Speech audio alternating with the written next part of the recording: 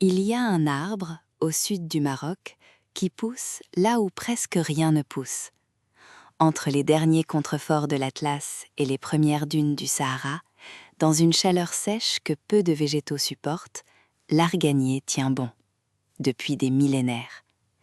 Tordu, épineux, silencieux, il est le gardien d'une terre que beaucoup auraient abandonnée. Cet arbre ne pousse nulle part ailleurs sur terre. C'est ici, dans cette bande de terre appelée le Souss, qu'il a choisi de vivre. Et c'est ici que les femmes berbères ont appris, génération après génération, à lire ce qu'il offre.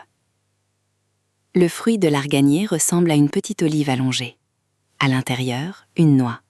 À l'intérieur de la noix, un noyau.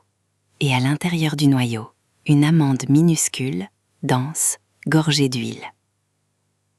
Pour en extraire un seul litre, il faut des heures de travail, des mains expertes, une patience que l'on n'apprend pas dans les livres.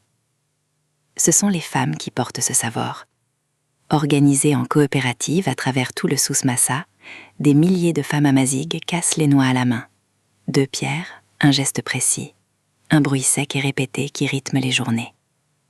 Elles grillent les amandes, les broient sur des meules de pierre, malaxent la pâte jusqu'à ce que l'huile s'en sépare. Rien n'est perdu. Même la pulpe restante sert à nourrir les animaux. L'huile sort en 2 versions. Crue, elle est douce, légèrement noisetée. On la verse sur le hamlou, ce beurre d'amande et de miel que les familles mangent le matin avec du pain chaud. Torréfiée, elle devient plus foncée, plus intense, presque fumée. Les 2 sont irremplaçables dans la cuisine marocaine. En cosmétique, elle était là avant les laboratoires. Les femmes berbères l'appliquaient sur leur peau, leurs cheveux, leurs lèvres, pour résister au soleil de l'été et au vent froid de l'Atlas. Une goutte suffit. L'arbre a déjà tout calculé. En 1998, l'UNESCO a classé l'arganeraie en réserve de biosphère mondiale.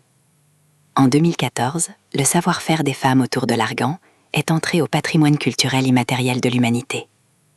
Ce n'est pas une reconnaissance de l'huile, c'est une reconnaissance des mains qui la font. L'arganier vit jusqu'à 200 ans.